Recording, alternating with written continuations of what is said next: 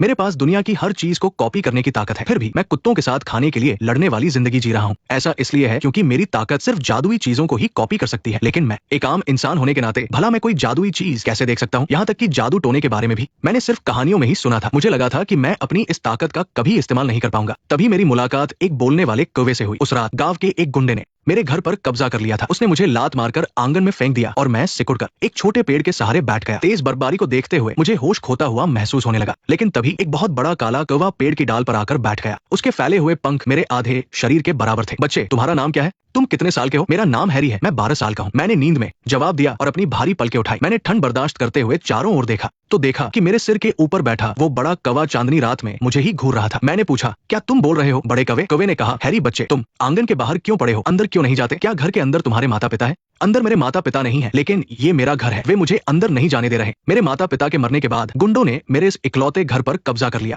वे मुझे हर दिन टॉर्चर करते हैं और मुझे अपना खाना भी कुत्तों के मुंह से छीनना पड़ता है। ये सुनकर उस कीवे ने अपने पंख फैलाए और भारी आवाज में कहा, सारा, अपना खजाना मुझे दे दो और मैं तुम्हारे घर पर कब्जा करने वालों को जान से मार दूंगा। ठीक है? तुम कौन हो? मेरा परिवार बहुत गरीब है, हमारे पास कोई खजाना नहीं है। मैं कौन हूँ? जब हम जंगल के 3 दोस्त अलग हुए थे तो तुम्हारे दादा दादी मुझसे छिपते हुए रहने लगे। 50 साल बीत गए, फिर भी क्या हुआ? आखिरकार मैं ही सबसे ज्यादा जिया और अब मैं जादुई दुनिया में कदम रखने वाला हूँ। जादूगर? क्या तुमने कहा कि तुम एक जादूगर हो? अगर मैं तुम्हें खजाना दे दूं तो क्या तुम मेरी एक शर्त मानोगे? मैंने उस बड़े कौवे को पंख फैलाए देखा जो किसी को मारने के लिए उड़ने वाला था। उसने कहा, बिल्कुल, लेकिन मैं तुम्हारी सिर्फ एक शर्त मान सकता हूँ और वो भी ऐसी जो मैं पूरी कर सकूं। ठीक है, तो मैं तुम्हें अपना खजाना दूंगा और तुम मुझे अपना जादू सिखाओगे। ठीक है? तो तुम मेरा जादू सीखना चाहते हो? उसकी भारी आवाज रुक गई। मुझे जोर से हाँ में सिर हिलाते देख वो थोड़ा हैरान हुआ। हाँ, मैं तुम्हें जादू सिखा सकता हूँ, लेकिन अगर तुम सीख नहीं पाए तो मुझे दोष मत देना और वो खजाना तो मेरा ही होगा। क्या तुम अभी भी सीखना चाहते हो? हाँ, मैं सीखूंगा। लेकिन फिर मैं परेशानी में पड़ गया क्योंकि मुझे सच में नहीं पता था कि वो किस खजाने की बात कर रहा था। लेकिन जैसे ही मैं सोच रहा था तभी अचानक मेरे पीछे से वो छोटा पेड़ गायब हो गया जिसके सहारे मैं बैठा था।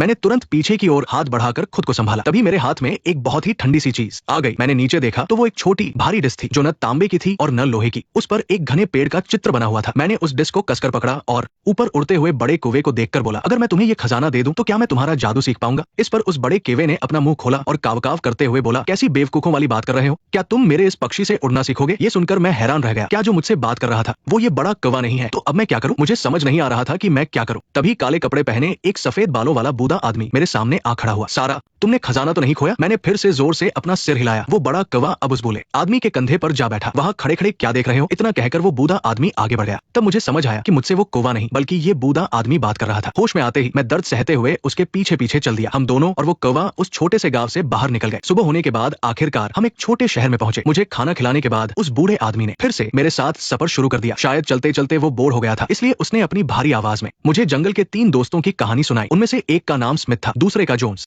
और तीसरी का नाम सारा था। वे तीनों 20 साल की उम्र में मिले थे। उन्होंने मार्शल आर्ट सीखी और कई लोगों को चुनौती दी और पूरे मार्शल आर्ट जगत में धूम मचा दी। जब वे लगभग 40 साल के हुए तो जंगल के वे 3 दोस्त साउथलैंड के सबसे मशहूर योद्धा बन गए। स्मिथ ने एक बार बताया था कि उसके पास एक खानदानी खजाना है जिसका संबंध जादू टोने से है, इसलिए जंगल के उन 3 दोस्तों ने जादू की दुनिया में कदम रखने का फैसला किया। लेकिन इसके बाद जो तीनों एक दूसरे को भाई बहन मानते थे उनके बीच दरार आ गई। स्मिथ अपने खानदानी खजाने और सारा को लेकर वहां से भाग गया और एक छोटे से गांव में छिपकर रहने लगा। उन्होंने शादी कर ली। फिर आगे की कहानी उस बूढ़े आदमी ने नहीं बताई, लेकिन मैं अपने मन में समझ गया था कि वो कोई और नहीं बल्कि मेरे दादा दादी ही थे। बस अब 50 साल बीत चुके थे और उनके हिस्से में सिर्फ मेरे पिता आए जो बहुत साधारण थे और कम उम्र में ही मर गए। ये बूढ़ा आदमी पक्का वही जोन्स है। मास्टर, क्या अब आप जादू सीख चुके हैं? जादू सीखना इतना आसान नहीं है, मुझे बस थोड़ा बहुत ही जादू आता है। ऐसा कहते हुए उस बूढ़े आदमी ने अपना हाथ मेरी तरफ बढ़ाया। अपना वो खजाना मुझे दे दो। मैंने वो घने पेड़ वाली छोटी डिस्क उसे दे दी, लेकिन मेरी आंखें फटी रह गई क्योंकि जैसे ही मैंने वो डिस्क उसे दी मुझे अपने दाहिने हाथ में फिर से उसी गर्म डिस्क का एहसास हुआ और इसके तुरंत बाद मेरी जेब में एक बिल्कुल वैसी ही कॉपी आ गई। उस बूढ़े आदमी ने मेरे इस अजीब बर्ताव पर ध्यान नहीं दिया। तभी अचानक उसका शरीर जोर से कांपने लगा। ये तो स्प्रिंग वैली की निशानी है। तो बात यह है, मैं आखिरकार जादू की दुनिया में कदम रख सकता हूँ। वो टुशी के मारे उस छोटी डिस्क को कसकर पकड़े हुए था। उसने मुझसे कहा, तुम सारा के पोते हो और तुमने मुझे स्प्रिंग वैली की निशानी दी है। मैं सारा के साथ किया हुआ वादा नहीं तोड़ सकता। अब मैं स्प्रिंग वैली जाऊंगा। इस सफर में मैं तुम्हें कुछ बातें सिखाऊंगा। तुम कितना सीख पाते हो ये तुम्हारी अपनी किस्मत है। ये सुनकर मैंने हाँ में सिर हिलाया। उस बूढ़े आदमी के चेहरे पर एक अजीब सी मुस्कान थी। उस दिन हम तीनों ने कई मील का सफर तय किया और एक छोटे से शहर के सराय में आराम करने रुके। मैंने जी भरकर खाना खाया। बच्चे इधर आओ, मैं तुम्हें जादू सिखाता हूँ। ये सुनकर मैंने जल्दी से अपना वो स्प्रिंग वैली का टोकन छिपा लिया और उसके कमरे में चला गया। कमरे में घुसते ही उसने एक चमकदार चाकू निकाला और कहा, खून निकालो। ये सुनकर मैं थोड़ा घबरा गया। मुझे कंफ्यूज देखकर उसने मुझे समझाया, मैं तुम्हें चोट नहीं पहुंचाना चाहता। मेरा जादू कोई आम जादू नहीं है। इसमें शुरुआत से ही खून निकालकर ऊर्जा बनानी पड़ती है और फिर उस नकली ऊर्जा से असली जादू जैसा असर पैदा किया जाता है। असली जादूगरों के लिए ये सिर्फ एक छोटा सा खेल है, लेकिन आम लोगों के लिए हम किसी जादूगर से कम नहीं है। तब मुझे समझ आया और मैंने उसके इशारे पर चाकू से अपना खून निकाल लिया। जैसे ही मैंने अपने खून से ऊर्जा बनानी शुरू की, मैं पूरा ध्यान लगाकर जादू करने लगा। एक राउंड पूरा होने के बाद मुझे अपना गला सूखता हुआ महसूस हुआ। तभी उस बूढ़े आदमी ने मेरा हाथ छोड़ दिया और कहा, अब जाओ और खुद से प्रैक्टिस करो। अगर कुछ भूल जाओ तो मुझसे आकर पूछ लेना। मैं अपना सिर झुकाए सूखते गले के साथ वहां से बाहर आ गया। तभी मुझे एक वेटर मिला जो 2 जिंदा मुर्गियां लिए उस बूढ़े आदमी के कमरे में जा रहा था। वो जल्द ही बाहर आ गया और उसके तुरंत बाद कमरे से कुछ खाने की तेज आवाज आने लगी। मैंने ज्यादा सोचने की हिम्मत नहीं की और अपने कमरे में जाकर प्रैक्टिस करने लगा। अगले 2 दिनों तक सफर करने के बाद मुझे महसूस हुआ कि मेरे होंठ और मुंह बहुत ज्यादा सूख रहे थे। कितना भी पानी पी लूं, प्यास ही नहीं बुझती थी। मैं हर बार जी भरकर खाना खाता, फिर भी मुझे भूख लगती रहती थी। मैंने उस आदमी से पूछा कि ऐसा क्यों हो रहा है। उसने कहा, तुम्हारे अंदर खून की कमी है, इसीलिए प्यास लग रही है। लेकिन मैंने अपना काम कर दिया है। मैं तुम्हारे लिए खून वाले पत्थर नहीं खरीदूंगा। आज मैं तुम्हें 2 और जादू सिखाऊंगा और उसके बाद मेरा तुमसे कोई लेना देना नहीं होगा। उस दिन उसने मुझे 2 जादू सिखाए और फिर बुरी तरह से मुझे कमरे से बाहर निकाल दिया। इन 2 जादू में से एक का नाम ब्लड ड्रॉप था, जिसमें शरीर के खून को गाढ़ा करके उसकी बूंदें बनाई जाती थी और फिर उन्हें शरीर से बाहर निकालकर अपने शिकार पर छोड़ा जाता था। ये बूंदें बारिश जैसी छोटी होने के बावजूद पत्थर और लकड़ी को चीर सकती थी और किसी की जान भी ले सकती थी। आम इंसान इसके वार से बच नहीं सकता। दूसरे जादू का नाम स्पिरिट रियरिंग था, जिससे वो बूढ़ा आदमी अपने खून का इस्तेमाल करके उस कीवे को खिलाता था और उसे इतना बड़ा कर दिया था। इस जादू से पाले गए जानवर अपने मालिक की हर बात मानते थे। आज उसने उस कीवे को खिलाने की जिम्मेदारी मुझे सौंप दी थी। अपने कमरे में लौटकर मैंने ब्लड ड्रॉप जादू को आजमाने के लिए अपना खून निकालने की कोशिश की, लेकिन कोशिश करते ही मुझे घबराहट होने लगी। जैसे ही वो खून गाढ़ा होकर एक बूंद के रूप में मेरे शरीर से बाहर निकला, मेरे हाथ पैर सुन पड़ गए, कानों में सीटी बजने लगी, जैसे मैं उसी भयानक रात में पहुंच गया हूं जब मैं ठंड और भूख से मरने ही वाला था। तो क्या खून के शरीर से बाहर निकलने पर ऐसा ही लगता है? अगर इस जादू का एक भी वार खाली गया तो मैं भाग भी नहीं पाऊंगा और मारा जाऊंगा। काश मेरे पास थोड़ा और खून होता। जैसे ही मैंने ये बात सोची, मेरे हाथ में एक और लाल रंग की खून की बूंद बन गई। मैं उस दूसरी बूंद को देखते हुए सोचने लगा, अगर ऐसा ही रहा तो मैं 2 बार हमला कर सकता हूँ। बस ये नहीं पता कि ये खून मेरे शरीर में वापस जा सकता है या नहीं। जैसे ही वो खून मेरी त्वचा के पास आया, मेरे शरीर ने उसे अपने आप सोख लिया। इसके बाद मेरे पूरे शरीर में एक गर्माहट सी फैल गई। मुझे बहुत खुशी हुई, लेकिन साथ ही एक डर भी सताने लगा। मैं जानता था कि ये राज किसी को नहीं पता चलना चाहिए, लेकिन मैं चाहे कितनी भी सावधानी क्यों ना बरतता, उस बूढ़े आदमी को मुझ पर शक हो ही गया। 3 दिन के सफर के बाद उसने देखा कि वो बड़ा कौवा मेरे आसपास क्यों मंडरा रहा है। क्या मैंने उसे पेट भरकर खिला दिया है? लेकिन मेरे पास तो उसे खिलाने के लिए खून ही नहीं था। तो फिर मेरे शरीर में खून की कमी क्यों नहीं हुई, बल्कि मैं तो और भी ज्यादा तरोताजा लग रहा हूँ। बच्चे, यहाँ आओ, मुझे देखने दो। मैं डरते हुए उस आदमी के सामने जाकर खड़ा हो गया और चुपचाप उसे देखने लगा। उसने मेरा हाथ पकड़ा और मेरी नब्ज चेक की। तभी वो हैरान होते हुए बोला, बच्चे, तुम प्रैक्टिस कैसे कर रहे हो? मुझे दिखाओ। मैंने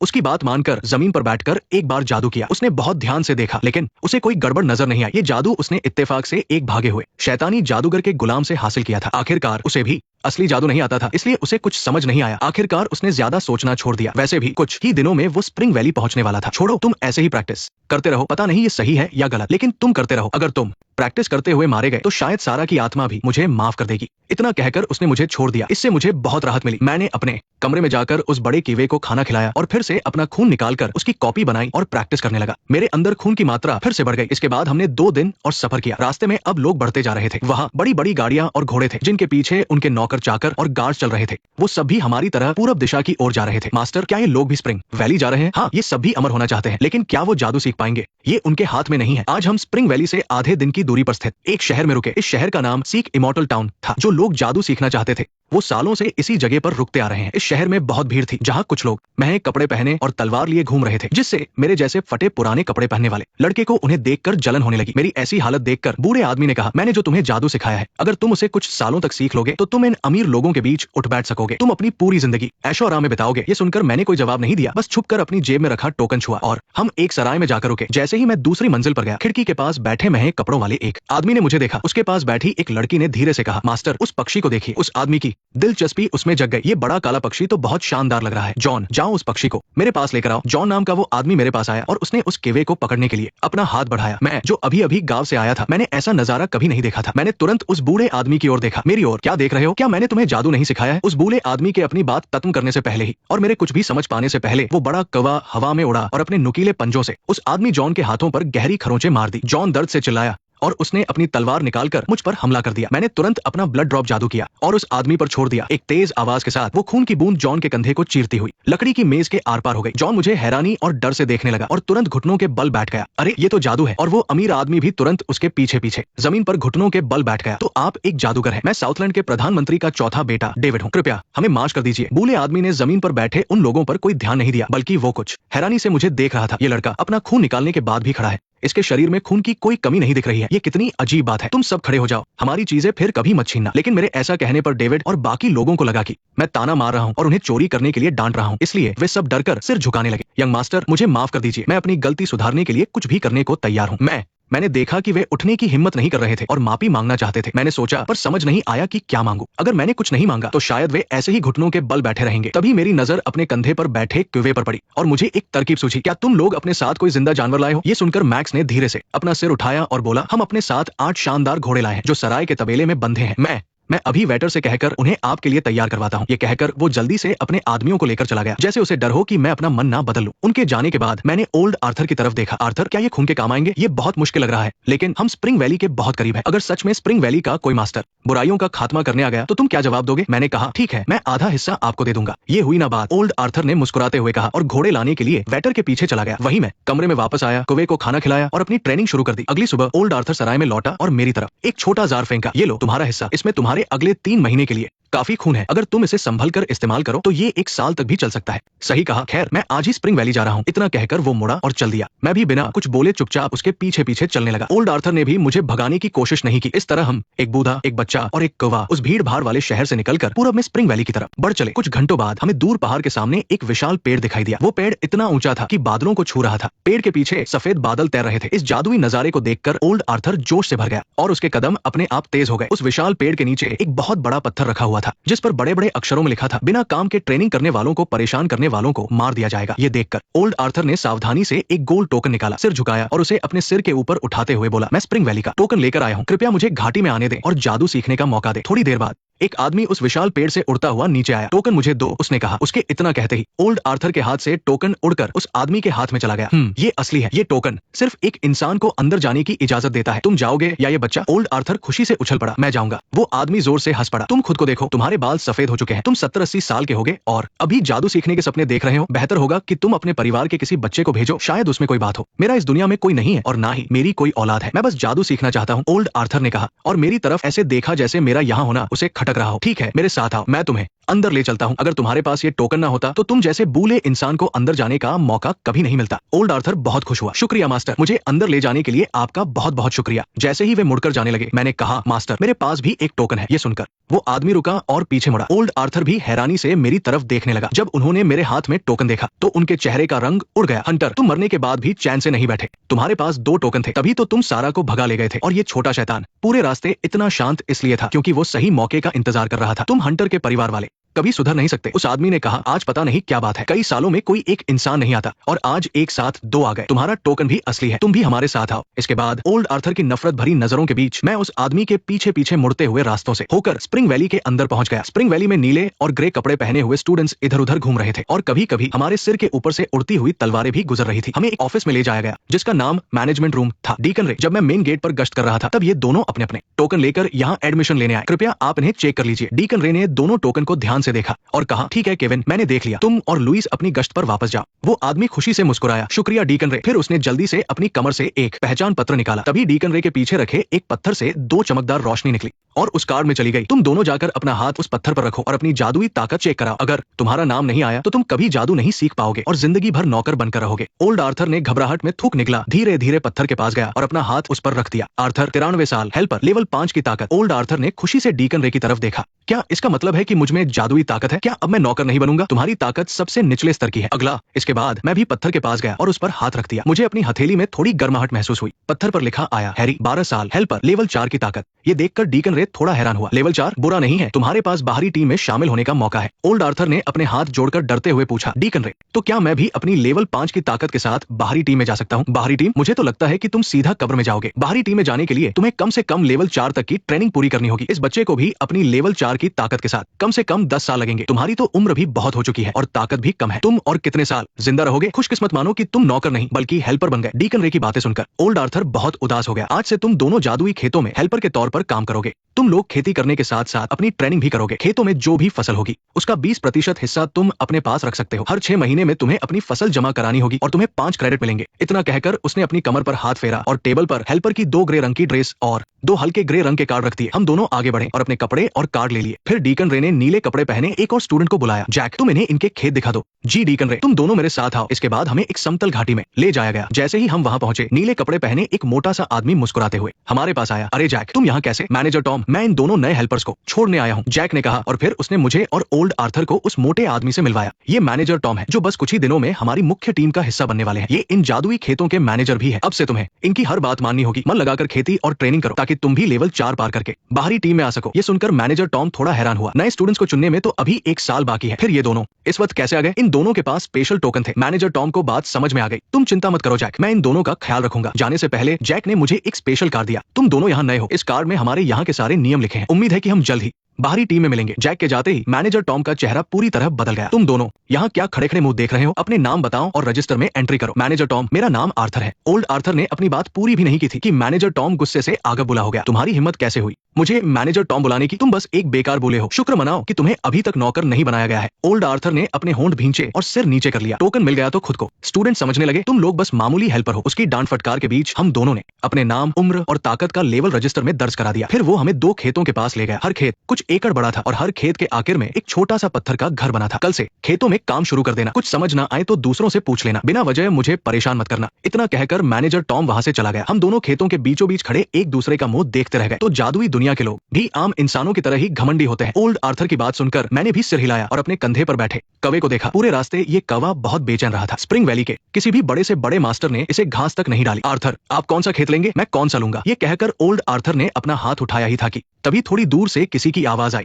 ओल्ड आर्थर रुक गया और पीछे मुड़कर देखने लगा। मैं भी किसी परेशानी से बचने के लिए जल्दी से कुछ कदम पीछे हट गया। उस आवाज के साथ ही खेतों के पास से 3 लोग बाहर आए। जिस आदमी ने आवाज लगाई थी वो करीब 30 साल का लग रहा था। उसने पास आकर हमें समझाया, जब तक अखाड़े में कोई मैच ना हो या साल का बड़ा टूर्नामेंट ना चल रहा हो तब तक यहाँ आपस में लड़ना सख्त मना है। अगर कोई पकड़ा गया तो उसे कड़ी सजा मिलेगी। मेरा नाम जॉन है। मैं यहाँ पिछले 20 साल से हूँ। तुम मुझे जॉन बुला सकते हो। उसके साथ खड़े 2 और लोगों में से एक काफी लंबा चौड़ा और मजबूत था। उसका नाम सैम था और दूसरी एक 16-17 साल की लड़की थी जिसका नाम लिली था। जब ओल्ड आर्थर को पता चला कि यहाँ लड़ना मना है तो उसने मुझे पीटने का इरादा बदल दिया। उसने उन तीनों से जादुई खेतों के बारे में कुछ सवाल पूछे। ये देखकर कि हमें यहाँ के बारे में कुछ नहीं पता, जॉन ने हमें खेती के बारे में थोड़ी बहुत जानकारी दी। इसके बाद सब लोग अपने अपने घर चले गए। ओल्ड आर्थर ने मुझे घूरते हुए कहा, कल वो स्पेशल कार्ड मुझे दे देना जो जैक ने तुम्हें दिया था। ठीक है आर्थर, और इस केवे का क्या? अगर तुम्हें पालना है तो पालो। मैं अब सही रास्ते पर चलकर असली जादू सीखूंगा। मैं अब खून वाले जादू का इस्तेमाल नहीं करूंगा। इतना कहकर ओल्ड आर्थर गुस्से में मुड़ा और अपने घर चला गया। ये देखकर मैं भी अपने कपड़े, वो कार्ड और कौवे को लेकर अपने कमरे में चला गया। नहाने धोने के बाद मैंने हेल्पर वाली ड्रेस पहनी और बिस्तर पर बैठकर उस कार्ड को अपने माथे से लगा लिया। उस कार्ड में स्प्रिंग वैली के शुरुआती जादू के बारे में लिखा था जिसे ब्लू रिवर मैजिक कहा जाता था। मैंने उस तरीके से 1 घंटे तक खूब कोशिश की लेकिन मुझे कोई कामयाबी नहीं मिली। फिर मैंने जैक के दिए गए नियमों वाले कार्ड को पढ़ा। उस कार्ड को पढ़ने और जॉन की बातें याद करने के बाद मुझे समझ आ गया कि स्प्रिंग वैली कोई ऐसी जगह नहीं है जहाँ आप अपनी मर्जी से जो चाहे वो कर सके। यहाँ के अपने सख्त नियम है। यहाँ हर छोटी बड़ी चीज के लिए नियम बनाए गए हैं। अगर आप नियमों का पालन करेंगे तो आपको इनाम में क्रेडिट मिलेंगे जिनसे आप कोई भी जादुई चीज खरीद सकते हैं। लेकिन अगर आपने नियम तोड़े तो आपको बहुत बुरी सजा मिलेगी। यहाँ तक कि आपकी जादुई ताकत भी छीनी जा सकती है। फिलहाल मुझे सिर्फ खेतों के नियम याद रखने पर ध्यान देना होगा। इन सब में मुझे अचानक कौवे के काव-काव करने की आवाज सुनाई दी। उसे फिर से भूख लगाई थी। मैंने घोड़े के खून वाला जार खोला और कौवा खुशी से मेरे पास आ गया। जब उसका पेट भर गया तो मैंने उसे बाहर जाने का इशारा किया। फिर मैंने दरवाजा बंद किया और खून वाले जादू की ट्रेनिंग शुरू कर दी। आखिर स्प्रिंग वैली का शुरुआती जादू तो मैं सीख नहीं पाया था। अब खुद को बचाने के लिए मुझे इसी जादू का सहारा लेना होगा। अगली सुबह ओल्ड आर्थर मुंह लटकाए मेरे दरवाजे पर वो स्पेशल कार्ड लेने आया। थोड़ी देर बाद जॉन, सैम और लिली भी हमसे मिलने आए। इतनी सुबह खेतों में काम करने की बजाय तुम सब यहाँ क्या गपशप लड़ा रहे हो? मैनेजर टॉम की डांट सुनकर जॉन और बाकी दोनों की सिट्टी पिट्टी गुम हो गई और वे बिल्ली को देखकर भागने वाले चूहों की तरह वहां से खिसक गए। मैनेजर टॉम हाथ पीछे बांधे हुए हमारे सामने आया। अच्छा हुआ तुम दोनों यही मिल गए। मैं तुम्हारे लिए नीले चावलों के बीज लाया हूँ। ध्यान रखना इन्हें खाना मत। ये खास तरह से तैयार किए गए जादुई बीज है। अगर किसी ने एक भी बीज चुरा कर खाया तो तुरंत पता चल जाएगा। ये नीले चावल हर 6 महीने में कटते हैं। हर एकड़ में कम से कम 50 किलो चावल पैदा होने चाहिए। अगर तुमने इतना उगा लिया तो तुम 10% हिस्सा अपने पास रख सकते हो। और इसके लिए तुम्हें इनाम भी मिलेगा। अगर पैदावार 30 किलो से 50 किलो के बीच हुई तो कोई सजा नहीं मिलेगी, लेकिन तुम एक भी चावल अपने पास नहीं रख पाओगे, और अगर पैदावार 30 किलो से कम हुई तो सजा भुगतने के लिए तैयार रहना। इतना कहकर मैनेजर टॉम ने बीजों की 2 थैलियां नीचे फेंकी और जाने लगा। ये देखकर ओल्ड आर्थर ने तुरंत कहा, मैनेजर टॉम जरा रुकिए, मुझे एक बात समझ नहीं आई, जो पूछना है जल्दी पूछो। मैनेजर टॉम ने चिढ़ते हुए कहा, डीकन रे ने तो कहा था कि हम अपनी फसल का 20%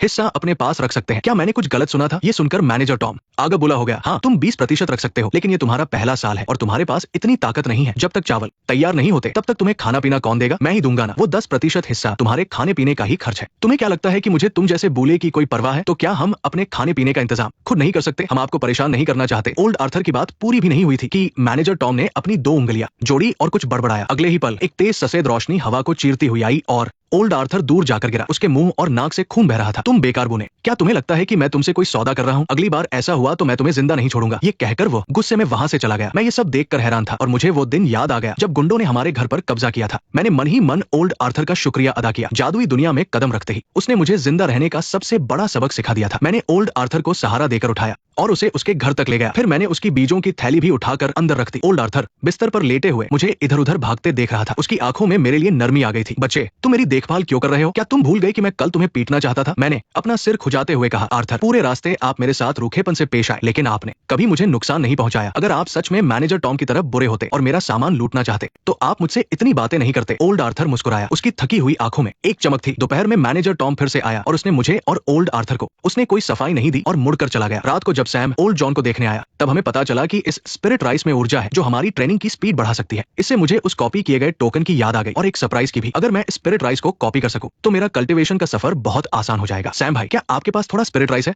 क्या मैं देख सकता हूं कि ये स्पिरिट राइस कैसा दिखता है? ये उन बीजों से पक्का अलग होगा जो हमें मिले थे। सैम ने थोड़ी झिझक के साथ अपना सिर खुजलाया और कहा, हाँ, पका हुआ स्पिरिट राइस बीजों से अलग होता है। मेरे पास थोड़ा स्पिरिट राइस बचा है, लेकिन मुझे भी अपनी ट्रेनिंग करनी है, इसलिए मैं तुम्हें उधार नहीं दे सकता। उसका टैलेंट लेवल 4 था। उसे इस रास्ते पर आए 5 साल हो गए थे और इस साल वो लेवल 3 को पार करने की तैयारी कर रहा था। उसके लिए थोड़ी सी भी ट्रेनिंग बहुत कीमती थी। सैम भाई, मुझे आपका स्पिरिट राइस उधार नहीं चाहिए, मैं बस ये देखना चाहता हूँ कि ये दिखता कैसा है। सैम ने काफी हिचकिचाहट के बाद कहा, ठीक है, तुम अपने कमरे में जाओ, मेरा इंतजार करना, मैं अभी लाकर तुम्हें दिखाता हूँ। अपने कमरे में लौटने के बाद मुझे ज्यादा देर इंतजार नहीं करना पड़ा और सैम आ गया। सैम के हाथ में 2 साफ कपड़े की पोटलियां थी। एक पोटली खोलने पर उसमें मुट्ठी के आकार का पका हुआ चावल था। ये स्पिरिट राइस से बना हुआ राइस बॉल था। दूसरी पोटली में एक मुट्ठी भर हल्के चमकते हुए दूधिया सफेद चावल थे। यही असली स्पिरिट राइस था। सैम भाई, क्या मैं इसे छू सकता हूँ? सैम ने हाँ में सिर हिलाया। उसने मुझे स्पिरिट राइस बॉल दे दिया। मैंने उसे पकड़ा और कपड़े के आर पार ही उसे महसूस किया। मेरा मन हल्का सा ढोला। बिल्कुल वैसा ही महसूस हुआ जब मैंने टोकन कॉपी किया था। इसके तुरंत बाद मेरी जेब में कुछ भारीपन सा आ गया। काम हो गया। मैंने अपनी खुशी को छुपाते हुए पूरी गंभीरता से सैम को धन्यवाद कहा। सैम ने दोनों पोटलियां समेटी और मुस्कुराते हुए बोला, कोई बात नहीं, वैसे भी तुम्हें देर सवेर इसके बारे में पता चल ही जाता, मैंने बस तुम्हें पहले दिखा दिया। सैम के जाने के बाद मैंने अपनी जेब से कपड़े की पोटली निकाली। उसे खोलने पर एक छोटा सा स्पिरिट राइस बॉल मेरे हाथ में आ गया। उस रात मैंने जल्दबाजी में ट्रेनिंग नहीं की क्योंकि मैं अगले दिन का इंतजार कर रहा था ताकि मैं इसकी एक और कॉपी बना सकूं। अगले दिन शाम को मैंने अपना वो इकलौता राइस बॉल बाहर निकाला और उसे कॉपी करना शुरू किया। पलक झपकते ही वो राइस बॉल 2 में बदल गया। मैंने जल्दी से एक राइस बॉल छुपा लिया और दूसरा खा लिया। उसके बाद मैंने अपनी ट्रेनिंग तकनीक के अनुसार शरीर में ऊर्जा को इकट्ठा करने की कोशिश की। उस स्पिरिट राइस बॉल के असर से मैंने आधी रात तक ट्रेनिंग की और मुझे जरा भी थकान महसूस नहीं हुई, बल्कि मैं पूरी तरह से ताजा महसूस कर रहा था। मुझे लगा कि मेरे अंदर कई बार ऊर्जा का बहाव शुरू हुआ है। हालांकि मैं लेवल 1 से अभी दूर था, लेकिन अब ये कोई नामुमकिन चीज नहीं लग रही थी। अगले दिन सुबह जल्दी मैं अपने खेत में काम करने के लिए बाहर निकला। टॉम, सैम और लिली मेरे पास आए और मुझे खेती करने के कुछ तरीके सिखाने लगे। सच कहूं तो इस वैली के सभी लोग मैनेजर स्मिथ की तरह बुरे नहीं थे। तभी ओल्ड जॉन भी बाहर आया और अपने खेत में काम करने लगा। मैंने उसे देखा तो पाया कि वो बहुत एनर्जेटिक लग रहा था। मुझे लगा कि उसने अपनी चोटें ठीक करने के लिए उस जादुई खून का इस्तेमाल किया होगा। इसके बाद वाले दिनों में मैं यही रूटीन फॉलो करता रहा। राइस बॉल कॉपी करना, कुएं को खिलाना, ट्रेनिंग करना और खेती करना। पता ही नहीं चला और 1 महीना बीत गया। ओल्ड जॉन और मेरी दोस्ती भी गहरी हो गई। वो कभी कभी मेरी मदद करने भी आ जाता था। एक रात जब मैंने राइस बॉल खाया तो मुझे अंदर से एक पक्का विश्वास महसूस हुआ। मेरे शरीर की ऊर्जा पूरी तरह से जमा हो चुकी थी। मुझे लगा कि आज मैं ऑफिशियली लेवल 1 में पहुंच जाऊंगा। एक खास पॉइंट के खुलते ही मुझे ऐसा लगा जैसे मेरे शरीर में ऊर्जा की एक ना रुकने वाली लहर दौड़ रही हो। ऊर्जा पूरे शरीर का चक्कर लगाकर मेरे पेट के पास जमा हो गई। लेवल 1 पूरा हो गया। आखिरकार मैंने कल्टीवेशन के असली रास्ते पर कदम रख दिया था। मेरा मन खुशी से झूम उठा और मैंने तुरंत ओल्ड जॉन की सिखाई हुई ब्लड टेक्निक का इस्तेमाल किया। मैंने एक ही बार में खून की 2 बूंदें बना ली। थोड़ा जोर लगाता तो तीसरी बूंद भी बन जाती और अगर मैं इसमें अपनी कॉपी करने की ताकत जोड़ दूं तो मैं इसे 4 बार इस्तेमाल कर सकता हूं। तभी दरवाजे पर काव काव की आवाज आई। मैं बहुत अच्छे मूड में था तो मैंने उठकर दरवाजा खोला। बड़ा कौवा बेताबी से उड़कर अंदर आया और मेरे कंधे पर बैठ गया। ऐसा लग रहा था मानो पूछ रहा हो कि मैंने आज उसे खाने को क्यों नहीं दिया। आज मैं बहुत खुश हूँ, इसलिए मैं तुम्हें ये दे रहा हूँ। मैंने जार उठाया पर वो खाली था। ओहो बड़े कौवे, ओल्ड जॉन ने मुझे जो जादुई खून दिया था वो 2 साल तक चलना चाहिए था, लेकिन तुमने 2 महीने से भी कम समय में उसे चट कर दिया। मेरा इतना सारा सामान खाने के बाद तुम पेट भरकर भाग नहीं सकते। बड़े कौवे ने उलझन में मुड़कर मेरी मेरी ओर देखा। मैंने तुरंत खून की 2 बूंदें निकाली और उसकी तरफ उछाल दी। इसे खा लो, आज से तुम मेरे पालतू कौवे हो। जैसे ही कौवे ने खून की वो 2 बूंदें निकली, मैंने मौका देखकर पेट टाइमिंग टेक्निक का इस्तेमाल किया और उस बड़े कौवे को पूरी तरह से अपना बना लिया। मेरे अच्छे पक्षी, अब से मेरे लिए काम की चीजें ढूंढ कर लाना ताकि मैं इमॉर्टल बनने के रास्ते पर आगे बढ़ सकूं। काव काव, बड़े कौवे ने खुशी से जवाब दिया, मानो कह रहा हो कि वो अपने मालिक की सेवा के लिए तैयार है। रात के अंधेरे में जवाब देने के बाद वो उड़ने वाला था कि मुझे अचानक हमारे सेक्ट के बहुत सारे नियमों की याद आ गई। मैंने जल्दी से कहा, बस जंगली जादुई जड़ी बूटियां और फल ही ढूंढना, किसी और के खेत या सेक्ट के बगीचे में मत जाना, कोई मुसीबत मत खड़ी करना, और हाँ, अब से रात में ही आना, लोगों के सामने मत आना। कौवे ने अब मुझे अपना मालिक मान लिया था और हम दोनों के विचार भी कुछ हद तक जुड़ गए थे, इसलिए मेरी बातें समझना उसके लिए मुश्किल नहीं था। उसने सिर झुकाकर एक बार काव किया और अपने पंख फैलाकर उड़ गया। अब मैं लेवल 1 पर पहुंच चुका था, तो जादू सीखने का समय आ गया था। मेरी ट्रेनिंग टेक्निक में 2 जादुई स्पेल थे। पहला था हवा पर काबू पाना, इसे पैरों में इस्तेमाल करके तेज दौड़ सकते थे और हाथों से इसे दुश्मन पर हमला करने के लिए छोड़ सकते थे। पहले मैनेजर स्मिथ ने इसी स्पेल से ओल्ड जॉन को हवा में उड़ा दिया था, जिससे उसके मुंह से खून निकल आया था। ये सबसे बेसिक विंड स्पेल था। दूसरा था पानी पर काबू पाना, इसे सीखने के बाद आप पानी की छोटी सी धारा को अपनी मनचाही जगह पर ले जा सकते थे। मैंने ध्यान से सोचा, ये दोनों स्पेल खेतों में पानी देने के लिए बहुत बढ़िया है। विंड स्पेल से मैं तेजी से पानी ला सकता था और वाटर स्पेल से सीधा खेतों में पानी डाल सकता था। सच में ये तो मजदूरों के लिए सबसे जरूरी स्किल थी। कुछ दिनों बाद ओल्ड जॉन एक खरगोश लेकर मेरे दरवाजे पर आया। बच्चे, आज मैं तुम्हें खरगोश खिलाऊंगा। कुछ ही देर में ओल्ड जॉन ने खाना तैयार कर लिया। उसने पूछा, मैंने तुम्हें जो कौवा दिया था वो कहाँ है? पता नहीं, शायद उड़ गया होगा, क्योंकि मैंने उसे सख्त हिदायत दी थी। इसलिए अब बड़ा कौवा दिन में छिपता था और रात में ही बाहर निकलता था। ना तो वो किसी को दिखता था और ना ही काव काव करता था। ओल्ड जॉन बोला, उड़ गया तो अच्छा ही है। उस रात जब बड़ा कौवा वापस आया तो उसके पीछे एक नॉर्मल साइज का कौवा भी था। वाह रे मेरे दोस्त, मैंने तुम्हें अपने लिए जादुई जड़ी बूटियां ढूंढने भेजा था और तुम पहले अपने लिए एक साथी ले आए। बड़ा कौवा धीरे से काव किया, तुम्हारा मतलब है कि एक और साथी होने से चीजें ढूंढने में आसानी होगी। कौवे को समझदारी से सिर हिलाता देख मुझे हंसी आ गई। ठीक है, तुम्हारी बात में कुछ दम तो है। इसके बाद मैंने खून की एक बूंद निकाली और पेट टाइमिंग टेक्निक का इस्तेमाल करके उस नए कौवे को भी अपना बना लिया। अब मेरे पास एक और छोटा पालतू जानवर था। इस तरह आधा महीना और बीत गया। मैंने देखा कि मेरे खेत के पास चूहे के बिल बन गए थे। ये स्पिरिट चोर चूहे कहलाते थे। ये बिल्ली जितने बड़े होते थे, इनकी चमड़ी सख्त होती थी और ये जमीन में बहुत तेजी से घुसते थे। आम जादू से इन्हें मारना नामुमकिन था। टॉम और सैम अपने खेतों की देखभाल में बिजी थे, लेकिन मेरे और ओल्ड जॉन के पास इन चूहों से निपटने का कोई तरीका नहीं था। उस शाम ओल्ड जॉन चुपके से मेरे पास आया। बच्चे, हमारे पास स्पिरिट स्टोन कमाने का मौका आ गया है। मैंने मार्केट में पता किया है, एक चोर चूहे के बदले में 2 किलो स्पिरिट राइस मिलता है। हम दोनों अपने ब्लड स्पेल का इस्तेमाल करके कुछ चूहे मारेंगे और फिर उन्हें मार्केट में बेचकर स्पिरिट राइस या स्पिरिट स्टोन ले आएंगे। रात के अंधेरे में खेतों के बीच चोर चूहों की चमकती आंखें साफ दिखाई दे रही थी। हमारे खेतों में कुल 5 चोर चूहे हैं। मैं अपना ब्लड स्पेल 3 बार इस्तेमाल कर सकता हूँ और तुम 1 बार इस्तेमाल कर पाओगे। अगर किस्मत अच्छी रही तो हम 4 मार देंगे, किस्मत खराब रही तो शायद 2 या 3। हम इसे 2 दिनों में बांट सकते हैं, ये ठीक रहेगा। उसकी बात सुनकर मैं अंदर ही अंदर हैरान था। ओल्ड जॉन ने इतना जादुई खून पिया है, फिर भी वो बस मेरी जितनी ही खून की बूंदें बना सकता है। मैंने थोड़ा सोचा और धीरे से कहा, ओल्ड जॉन, मैं मुश्किल से दूसरी बूंद भी बना सकता हूँ। तुम सच में कमाल के बच्चे हो, पता नहीं तुम ट्रेनिंग कैसे करते हो। ये कहकर ओल्ड जॉन ने और कोई सवाल नहीं किया। उसने एक हाथ से इशारा करके खून की एक तेज बूंद बनाई जो अंधेरे को चीरती हुई सीधे एक चोर चूहे की चमड़ी के आर पार हो गई। उस चोर चूहे की चमकती आंखें तुरंत बुझ गई। खून की हल्की सी महक हवा में फैल गई। 2 किलो स्पिरिट राइस हमारी मुट्ठी में था। ओल्ड जॉन बहुत खुश हुआ। फिर उसने खून की महक सूंघी और अचानक अपना थूक निगलते हुए बड़बड़ाया, इस खून में स्पिरिट ऊर्जा है। अगर मैं इसे ट्रेनिंग के लिए इस्तेमाल करूं तो क्या बात है। ओल्ड जॉन, क्या तुमने फिर से ब्लड ट्रेनिंग शुरू कर दी है? मेरी ट्रेनिंग की स्पीड बहुत धीमी है। अगर मैं सिर्फ नॉर्मल टेक्निक से ट्रेनिंग करूं तो मरते दम तक असली कल्टीवेटर नहीं बन पाऊंगा। ये कहकर ओल्ड जॉन फिर से खेत में दूसरे चूहों को ढूंढने लगा। जल्द ही ओल्ड जॉन ने 2 और चूहों को मार गिराया। इसके बाद वो बेताबी से अपने होंठ चाटते हुए उन 3 मरे हुए चूहों को उठाकर जल्दी से अपनी झोपड़ी की तरफ लौट गया। ओल्ड जॉन के जाने के बाद मुझे भी थोड़ा रिलैक्स महसूस हुआ। अगर मेरा निशान चूक जाता तो दोबारा उसे बनाना मुश्किल होता। अब मैं मुश्किल से चौथी बूंद बना सकता हूँ और अगर इसमें मैं अपनी कॉपी करने वाली ताकत जोड़ दूं तो मैं इसे 5 बार इस्तेमाल कर सकता हूँ। लेकिन मुझे पता था कि हद से ज्यादा अपनी काबिलियत दिखाना खतरनाक हो सकता है। ऐसे में मुझे सावधान रहना होगा, यहाँ तक कि ओल्ड जॉन के सामने भी। इसके बाद मैं दोनों खेतों में थोड़ा घुमा और ये देखकर हैरान रह गया कि वहाँ 5 नहीं बल्कि 7 चोर चूहे थे। ये मेरी प्रैक्टिस के लिए एकदम सही थे। जल्द ही मैं उन चूहों को लेकर अपनी पत्थर की झोपड़ी में लौट आया। लेकिन अब मेरे सामने एक और मुश्किल थी। अगर मैं ये सब ओल्ड जॉन को दे दूं तो मेरा राज खुल जाएगा, लेकिन अगर मैं उसे ना दूं तो खुद इन्हें ठिकाने लगाना मुश्किल होगा। मैं इसी सोच में डूबा था कि अचानक मेरी नजर उन 4 चूहों में से एक पर पड़ी। उसके पेट पर एक अजीब सा निशान था। इसका मतलब ये चूहा किसी का पालतू था। आखिर कौन ऐसे चोर चूहे को पालकर लोगों की पकने वाली फसल चुरा रहा था? पक्का इसके पीछे जो भी है वो कोई अच्छा इंसान नहीं होगा। मैंने तुरंत उस निशान वाले चूहे को उठाया और ओल्ड जॉन की झोपड़ी की तरफ चल दिया। ओल्ड जॉन, कुछ गड़बड़ है। ऐसा कहते हुए मैंने वो निशान वाला चूहा उसे दिखाया। ये चूहा किसी ने पाला हुआ है, कोई जानबूझकर हमारा स्पिरिट राइस चुराने की कोशिश कर रहा है। ओल्ड जॉन ने ये देखा तो घबराकर अपने मारे हुए 3 चूहों को चेक किया। उनमें से एक चूहे के पेट पर भी वैसा ही निशान था। ये तो बहुत बुरा हुआ। ये दोनों चूहे एक ही इंसान के पाले हुए हैं जिन्हें हम दोनों ने मार दिया है। क्या वो इंसान अब हमें ढूंढते हुए यहाँ आएगा? मैंने थोड़ा सोचा और कहा, ओल्ड जॉन, परेशान होने से कोई फायदा नहीं है। इस पूरी जगह पर सिर्फ मैनेजर स्मिथ और 2 अन्य बाहरी डिसाइपल रहते हैं। अगर ये चूहे उन्होंने पाले हैं तो बाहरी डिसाइपल होने के नाते वे हमसे बहुत ज्यादा ताकतवर है। वो देर सवेर हमें ढूंढ ही लेंगे। वो पहले से ही काफी मालदार हैं, तो उन्हें चूहों के चुराए हुए थोड़े से सामान से फर्क नहीं पड़ेगा। और अगर ये चूहे किसी आम मजदूर ने पाले हैं तो फिर डरने की कोई बात ही नहीं है। उनका लेवल 3 से ज्यादा नहीं होगा। हम सीधा मैनेजर स्मिथ से उसकी शिकायत कर देंगे। वे लोग ऐसे चोर को पकड़कर बहुत खुश होंगे। मेरी ये बातें सुनकर ओल्ड जॉन भी थोड़ा शांत हुआ। तुम बच्चे मुश्किल वक्त में भी घबराते नहीं हो ओल्ड जॉन। अब इन निशान वाले चूहों का क्या करें? ये दोनों चूहे किसी ने पाले थे, तो मैं इन्हें अपनी ब्लड ट्रेनिंग के लिए रख लेता हूँ। मैं इन्हें नहीं बेचूंगा। बाकी बचे हुए चूहों को हम बेच देंगे। मार्केट बहुत बड़ी है, वहाँ कोई परेशानी नहीं होगी। ये सुनकर मैंने एक और मरा हुआ चूहा निकाला और ओल्ड जॉन को दे दिया। फिर मैं अपनी झोपड़ी में लौट आया। लेकिन इससे पहले कि मैं चैन की सांस लेता, मैंने देखा कि बड़ा और छोटा कौवा काले तूफान की तरह तेजी से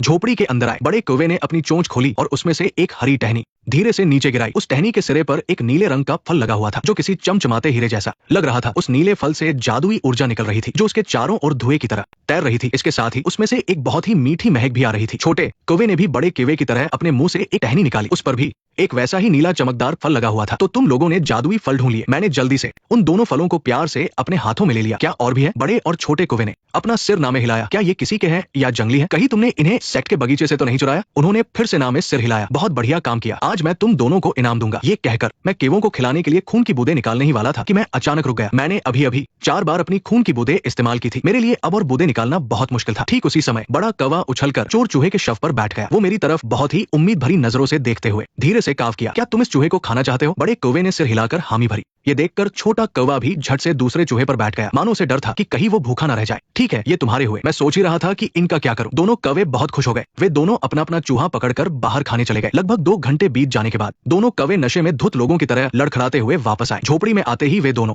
जमीन पर लेट गए और गहरी नींद में सो गए। मुझे कुछ समझ नहीं आ रहा था कि आखिर हुआ क्या है। मैंने बस बिस्तर के नीचे कुछ पुराने कपड़े बिछाए और उन दोनों सोते हुए कौवों को उन पर लिटा दिया। अगले दिन सुबह जब मैंने दोबारा बिस्तर के नीचे देखा तो दोनों कौवे अभी भी शांति से अपने घोंसले में सो रहे थे। उनके उठने के कोई आसार नहीं थे। पता नहीं ये अच्छी बात है या बुरी। फॉलो कर लो वरना अगली वीडियो मिस हो जाएगी।